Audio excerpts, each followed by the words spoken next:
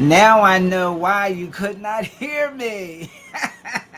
My mic was muted. I had everything else going, but my mic was muted. Well, I'm glad I happened to see that. I would have done the whole live and nobody would have heard a thing. I would have been so upset with myself. But let me start again. Welcome, welcome, welcome. I like to be transparent when I'm doing anything. And I thank God for, the opportunity tonight to be here with you and to do this Facebook Live. So, as I was saying, I like to celebrate women.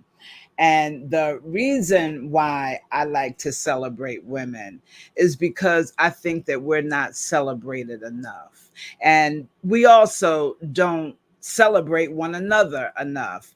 That could be out of jealousy, it could be out of fear, it could be out of intimidation, it could be out of immaturity, it could be out of many reasons. And that doesn't matter. What matters is that going forward, we step up to the game of who we are as women. Because one thing is that no matter what, we know each other's struggle. And we know that. And women in business, we know the struggle that one another has gone through to get wherever we are in our business, to get wherever we are in our lives. So it's really important that we continue to celebrate one another, because we know that it was not easy. It was not easy to step out on faith. We stepped out with fear and trembling, to do the things that we have been called to do. And I want to thank God. And so here I am today wanting to celebrate you and to look at where you are and to look at where I am in my business, in my life, and how we can help one another in the struggle that we have, in the moving forward that we have, in the getting over the hurdle, whatever it might be. I want us to be able to help one another. So again, I welcome you. And we're not only fearfully and wonderfully made, but we birth what is inside of us. We know how to hold on to that babe for 9 months, how to love it, how to nurture it, and how to bear down to bring it forth, so we want to make sure that we celebrate that in each other, because it's not a small thing. It doesn't matter how small your vision is. You may think it's small, but it's big. It's big in the eyes of God. He does nothing small. Everything about him is grandeur. Everything about him is great and magnificent. So your vision may be small because maybe it's starting out small, but by the time he gets finished with you, it will not be small. I bless God for that. I thank him. I want to just check one thing. Let me see here. And so the other thing is that I want to, I like this story. And I spoke about it last week because we are creative, and we have no boundaries. And I spoke about impartation and how it flows, and it flows through this live, because that is one of the reasons why I'm out here, is for the impartation, so that we can impart the good into one another, impart the skills into one another, impart whatever it is that we need into each other, and that's what it's all about. And I love the story about Mary and Elizabeth. I spoke about it last week, and I'm not going to get into the story, but I like this, and I like this story, for what we're doing. Mary went to see Elizabeth. Mary was about 3 months, and Elizabeth was 6 months. And Elizabeth's baby had not moved at all. And so she wasn't even sure if the baby was alive. That's pretty scary for a mother, not to be sure if her baby that she's been carrying for 6 months is alive. And things were so different back then. Everything was very antiquated, back then. It's not like the way things are today, us having hospitals or, things of that nature. So it's not like that. But when Mary gave her salutation, the babe in Elizabeth's womb leaped. It leaped. It leaped because of the anointing. It leaped because of the impartation. It leaped because of the filling of the Holy Ghost. We can't get around that. So her babe leaped in her womb. Oh my God, how great is that? And so I thank God for that. Now, the other thing that I want to bring out about that is that they were both women. They were both women with great responsibilities, and they had to be accountable for what they were doing, and in that, they knew each other's struggle. Elizabeth was an older woman, so she was able to not only comfort Mary, but to give her some, well, I want to say motherly advice, but womanly advice. But anyway, they were both women and they both needed each other. They needed each other. Mary needed Elizabeth for her wisdom, for her love, for her nurturing, for her just hold me. Can you help me? Can you talk to me? Can you get me through this? And Elizabeth needed Mary. She needed to hear her voice so that that babe in her womb would leap. Come on now. That's mighty. That's glorious. So I thank God for that. But welcome to Women Empowerment, No Boundaries. And I'm so grateful once again for you being here tonight. We are here and it is an anointed time. Anything that we do in God, and if it is of God, it's anointed, and I bless God for that. And the other thing is that I look at how we can really encourage one another. I'm Mary Jones, your host. I am a vision strategist, a solutionist, and a best-selling author. And I am the CEO of Vision to Reality. I am the founder of We're Not Done Yet. And of course, Women of Empowerment. No boundaries. So I work with entrepreneurs, helping them to develop their businesses. And I do that through designing their websites, designing their landing pages, or their uh, creating their digital products as well. I also work with them with their technology. Everybody's not good with tech. I have really been blessed not to be afraid of technology and to really go out there and tackle it. I'm the type of person that I will do the trial and error. Okay, I'll test it out myself. I'll learn through my mistakes, and I'm big enough to say if I can't do it, then I'll go and get some help. But for the most part, I teach myself how to use technology. I'll do what it takes. I'll read the manual and I'll do how it says to do it, and I'll conquer it.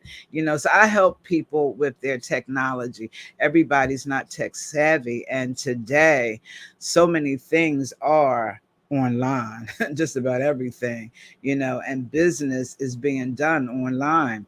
So that is who I am, and that is what I do. But most of all, I am a woman of God, and I thank him for that. That was the best thing that could have ever happened to me in my life. So tonight, we're going to talk about women of empowerment mastering. You say, master what? Master whatever it is we're doing. We become masters at what we are doing. To master something, it really does take work. Not only does it take work, it's a lot of time involved, and it's a process. And but as women that are empowered, we continuously work on overcoming things. We have to overcome self-doubt. We have to overcome fear, overcome navigating our personal life and our professional life, because we wear many hats, and in wearing those hats we have to multitask. Sometimes it's like, like your glasses. I just got this analogy. We wear so many hats. It's like, okay, what hat do I have on right now? Oh wait, I'm at work and I'm putting on the mother hat. It's like when you have your eyeglasses and you have your glasses on. I wish I had another pair right here, but you're like, where are my glasses? Where are my glasses? And you pick up another pair and you put them on your eyes. I've done that. Oh my God, I had to laugh at myself. But that's how it is sometimes, as women mastering what it is that we do, multitasking in everything in all of our lives. So that is what we're going to talk about tonight. And I'm not going to be here long. I don't want to keep people long, but I do want you to come out. I do want you to be encouraged. I do want you to comment.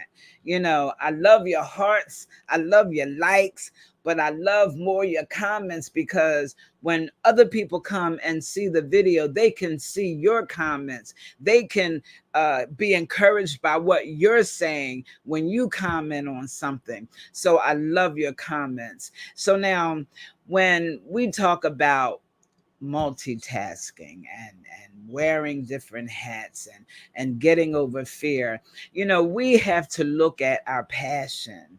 We want to make sure that we assess our passions. And when I say that, what I mean by that is we have to continuously evaluate where we are in our business, our spiritual walk, with our finances, with our families.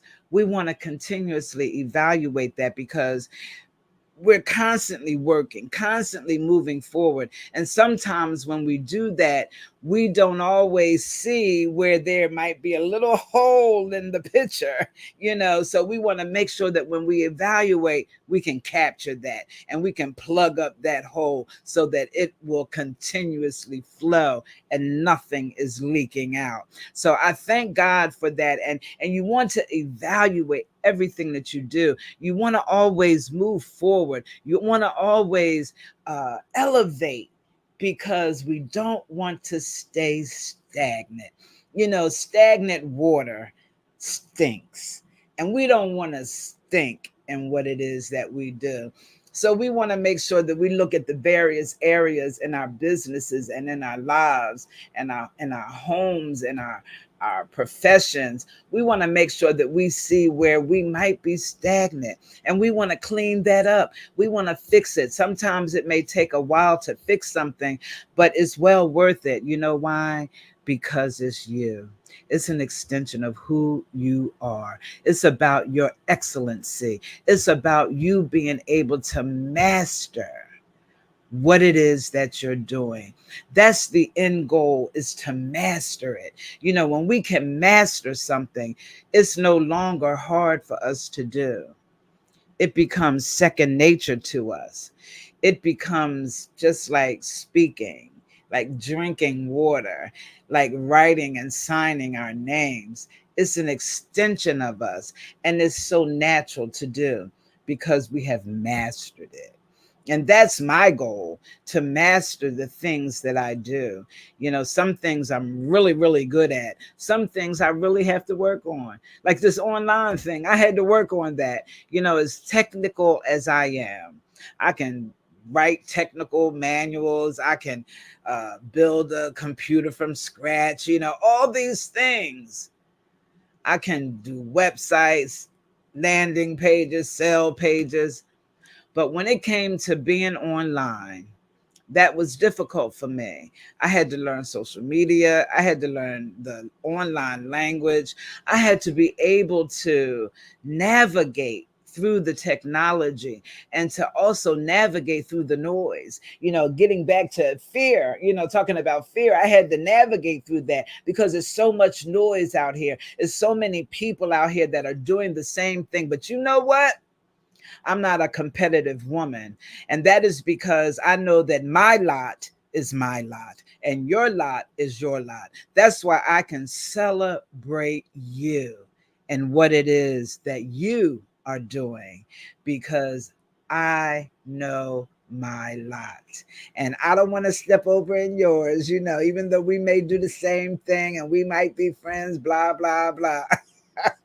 But we don't have to be competitive because there's so much out here. God is too big, too great for that. Why would he give you to do basically the same thing that I do and say now you two fight over it? Why would he do that? No, he's too big. He's like, y'all can do the same thing, and I can give you this, I can give you that, I can give you this group of people, I can give you that group of people, and both of you will thrive, both of you will prosper. He wants us to prosper. Okay. So I said all of that to say that I had to navigate through this online thing, and I'm still navigating through it. If I be transparent with you, it takes time. And as you see and know, I would come out every now and again. I would do a live. I might post something, but I've made a commitment to do a live every week. I've made a commitment to go further, even on YouTube, podcast, my TV talk show. I've made a commitment, and not because I want to. Well, I do want to make money. I want to make all this money. I'm not going to lie to you. I'm to be a multi-millionaire, and that's just the way it is. Whether I'm able to do it by being visible, online, but either way, that's my lot from my king. But anyway, so it's not just because of that, but I want to be able to give my message. God has given me a message to the marketplace, and I'm grateful for that. And I don't take his assignments lightly. So when he gives me an assignment, I want to do it to the fullest. I want to do it with excellence, and I want to use all the mediums that he gives me to use. Now, if he says don't use that, I won't, but I want to get his message out. Do you know that the Bible is full of biblical principles? Full of biblical principles. Our God is a businessman. Jesus said, I've got to be about my Father's business. So that's what we do. Okay. Now, so the other thing I want to talk about moving forward is I want to talk about the imposter syndrome and self-doubt. Women of excellence, women that are empowered to succeed, women of empowerment with no boundaries. Don't think we didn't have those issues, because we did, because we all had to start somewhere. And even with that, sometimes we still get that. You know why? Because of the assignment that we have, because of what it is that we're doing. Our thoughts are not always our thoughts. And we have to understand that. Sometimes a negative thought will run through your mind and you take it on as your own. It's not your thought. Evaluate that thought, make an assessment of that thought. And if it's not your thought, if it doesn't line up with your vision, if it does not line up with what you are doing, if it does not line up with the word of God and what God has said to you, cast that puppy down. Cast it out of your mind. Pull down that stronghold and don't let it take root in your mind, because the more you let it take root, the stronger it will be, the stronger it will become, and you won't be able to so easily cast it out. I remember when I really first started learning that, a thought would come in my mind and I would dismiss it. Like, how we dismiss things, you know, uh, that's not, I don't think that way. But that was not casting it down. That was not pulling down that stronghold. That was not taking that thought into captivity by me dismissing it and dismissing it like that. You know why? Because that did nothing. There was no power behind that. So it began to grow and grow. And it was already growing because it started out very light, very soft, very low. Then it got louder and louder and louder until I actually heard it. And then when I dismissed it, it kept getting louder and louder. I'm like, whoa, wait a minute. That is not of God. That is not what he told me. So we have to be mindful of our thoughts and make sure that our thoughts are pure, that our thoughts are good, that they're lovely, that they line up with our vision, and one of the things that you can do, to combat that is to put good thoughts in your mind. Some people do affirmations, some people journal. You can journal, and you can write good things for yourselves. But the main thing is for you to make sure that you don't allow those negative thoughts to take captive of your mind, because that will tear you down quicker than anything next to fear. Okay? And fear we cast out because it has no reign, no rule, and no power over what we're doing. And I bless God for that. He is the King and we serve him. We are the friend of Jesus. And I love that. All right, I'm going to keep moving forward. So we want to practice self awareness.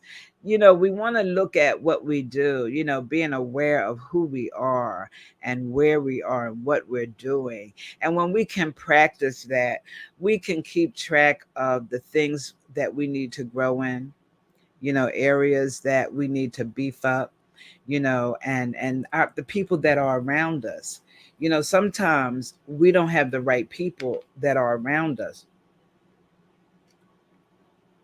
And so when we talk about self awareness, we might begin to feel a little funny or feel intimidated, feel low, have low self esteem. And a lot of times that can also come by the people that we have around us.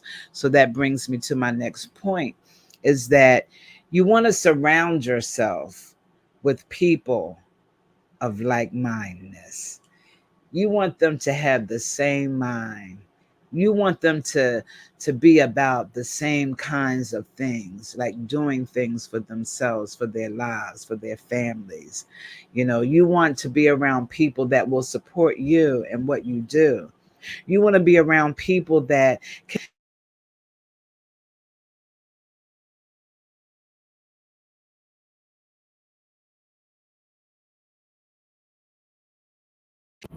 Sorry about that. Somehow I muted myself. But we all want encouragement. We all need encouragement. We may look like we're always happy, always upbeat, but life isn't like that. Sometimes things go on in our lives where we need to encourage one another. So we want to be sensitive to one another so that we can. So you want to put yourself around people that are like that, that will encourage you. Even your mentors, your coaches, you want to have a good coach. You want to have a mentor that can tell you like it is, but still love you in the midst of telling you like it is. Oh my God. So we want to continue to move forward in our lives. And the other thing is that we want to seek professional development.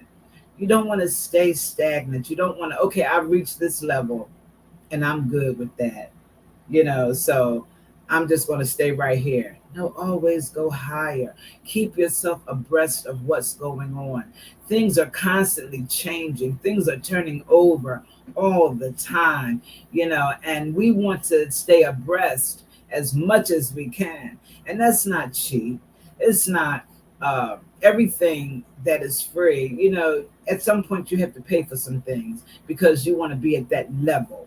You know what I'm saying? So you want to get professional development. You want to get a good coach, a coach that can show you how to do things, a coach that can talk you through things, a coach that can even do it for you if that's what you need. I know being a coach myself is rewarding. And one of the things that I found about being a coach, it's not all about the work that they have to do, but it's also about the person that you're serving, the person that you're co-creating with. And that's so very, very important. So you want to be able to seek professional development.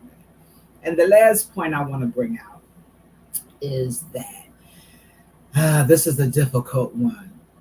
Embrace your failures and your setbacks. Oh my goodness. You know, if you didn't fail, how are you going to succeed? How do you know you're doing it right if you didn't fail? How do you know that that's wrong if you didn't fail at it? You just keep doing it over and over again, but you didn't see the failure part in it. It's okay to fail. I won't even begin to talk about the people that have failed in many things, but yet became very successful, became very powerful and influential people. I won't talk about them, but I want to talk about us. If you fail in something, take it and turn it around, just like God takes those things that are bad and he makes it for our good. Take it and turn it around and say, okay, let me see what went wrong. Let me make a lesson out of this. Let me get the lesson. Don't just go for the high grade, but get the lesson. My pastor always tells us that Dr. Kenneth Porter, he always says, don't go after the high grade, get the lesson. And that's what's so great. When you can get the lesson, then you won't fail at that again. And let me tell you something about failure. I remember I felt like I had built so much in my business. And then, like many other businesses, economy changed and everything just changed. And I'm not even talking about COVID, when COVID hit. So when that happened, I was like, man, I've got to start all over again. I've got to build this, I've got to build that. I really felt like I had failed, even though I know that the economy was going through a lot of things. But the Holy Ghost said to me, you did not fail. No one can take away what you've learned. No one can take away the education that you've acquired. No one can take your skills and cut them down. No one can take what you've built up. You just continue from that point. And whatever is not working at that point, you say, okay, let me tweak it and let me get it up to where it needs to be. So I didn't fail. And when he said that to me, I was really, really blessed. And that's why I don't take, when things take so long to become flourishing, I don't get really upset. Of course, like anybody else, I become anxious and I want it to happen, but I know that I have not failed. And in time, his time, it will succeed. So I want to thank you for taking the time to listen to me. There are a couple of things I want to bring out before we close. Initially, I was going to talk about remember, because the Lord had said something to me today, this morning, and I was talking to him about, really what was I going to talk about tonight. And I always talk to him about it, even if I had the actual topic, I still talk to him about it. So I heard him say, remember, I will never forget.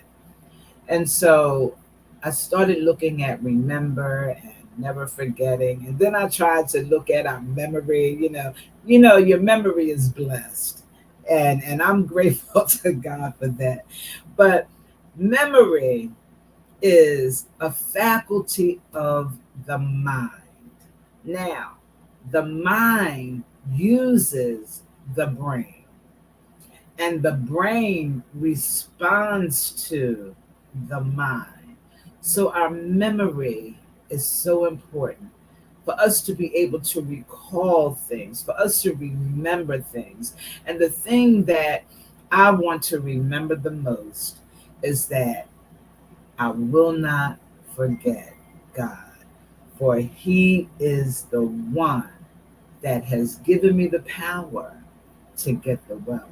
And you can read that in Deuteronomy 8:18. I will not forget it was Him that gave me the power, that gave me the ability. He gave me the ability to speak. He gave me the ability to write. He gave me the ability to entreat you. He gave me the ability to encourage you. He gave me the power to get wealth. And I will not forget Him for that. And I want you to not forget Him for that, because it is Him that did that for you. And the other thing I want to bring out is that, of course, you already know that it's Passion Week. And I wanted you to remember that it's Passion Week, to go back and celebrate Christ, celebrate what He's done, take a walk through the Word, where He is right now, or where He was at this point, in the Word. Just take some time to sit with Him, and to get a new revelation of what He's done for us. Because our Holy Spirit is so great that He can give you a new revelation of what He's already done. All of us are at different levels. And so He has a new revelation for you about what He's done for you. I want to thank you so very, very much for being out here.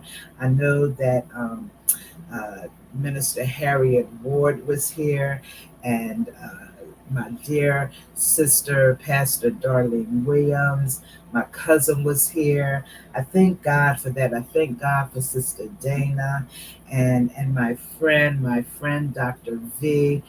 I thank you for being here tonight. I thank you for listening. And I pray that you come back and listen again, and that you would comment on some of the things that were said, and that it will encourage you. That's the whole point, is to encourage you through where you are, and that you encourage me where I am, to where we are all going. God bless you, and thank you so very, very